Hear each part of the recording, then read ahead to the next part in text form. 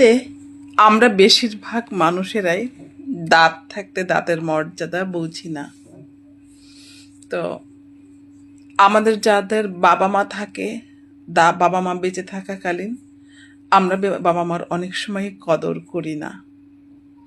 তবে হ্যাঁ, আমি চেষ্টা করেছি, জানি না আল্লাহ কবুল করেছে কিনা, বাবা মার কে কদর যতটুকু সম্ভব হয়েছে, হয়তো বা আরও করা দরকার ছিল, যেহেতু বাবা মারা গেছে আর এখন মা বেঁচে আছেন।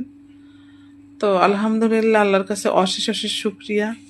ঠিক তেমনিভাবে আমাদের যাদের সন্তান আছে, তারা হয়তো সন্তানকে আমরা কতটুকু কদর করি জানি না, কিংবা কতটুকু ভালোবাসি জানি না। তবে হ্যাঁ, মায়ের মন, আমি সবসময় একটা বলি, মায়ের যে হৃদয়, এই হৃদয় কোনো কিছুর সাথে তুলনা হয় না। মা হওয়ার পর থেকে বুঝেছি, এবং সন্তান যার নেই তার কেমন লাগে।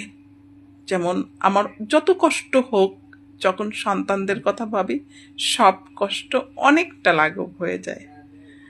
আর যার সন্তান নেই তার নিশ্চয় অনেক কষ্ট লাগে। তাই যাদের সন্তান আছে, আমরা সন্তানদেরকেও কদর করব, সন্তানদেরকেও ভালোবাসবো, মূল্যায়ন করব। আর সন্তানদেরও উচিত বাবা মাকে ভালোবাসা, শ্রদ্ধা করা, সম্মান করা, তাদের মতামতকে পছন্দ না হলেও তাদের মতামতকে সম্মান দিয়ে কথা বলা, এবং তাদের সাথে সদ্ভাব বজায় রাখা। তো এটা আসলে উপদেশ না, জাস্ট মনে হলো হঠাৎ করে। কারণ যাদের বাচ্চারা দূরে থাকে, তাদের মায়েদের কতটা খারাপ লাগে সেই মায়েরাই শুধু জানে, আর কেউ বুঝতে পারবে না। তাই সন্তানদের মাঝে মাঝে মা বাবার একটু বেশি বেশি খোঁজ খবর করা দরকার। তো আলহামদুলিল্লাহ, তারপরও যাদের সন্তান নাই, যেহেতু সন্তান আল্লাহর রহমত, তারা শুধু আল্লাহর কাছে চান, আল্লাহ ছাড়া কেউ কাউকে কিছু দিতে পারে না। আর যাদের সন্তান আছে, তারা সন্তানদেরকেও ভালোবাসুন, এবং যারা সন্তানেরা অবশ্যই মা বাবাকে ভালোবাসবেন। এই পৃথিবীটা ক্ষণস্থায়ী, তারপরেও আমাদের এই পৃথিবীতে চলতে হয়, ফিরতে হয়।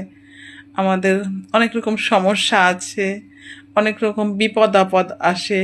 তো আমরা যারা মা বাবা আছি, অবশ্যই সন্তানের জন্য দোয়া করব, এবং সন্তানরাও কিন্তু মা বাবার জন্য দোয়া করতে হবে, কারণ তারা যেন সুস্থ থাকে। মা বাবা হয়েছি, এই যে এখন ধীরে ধীরে অসুস্থ লাগে, মাঝে মাঝে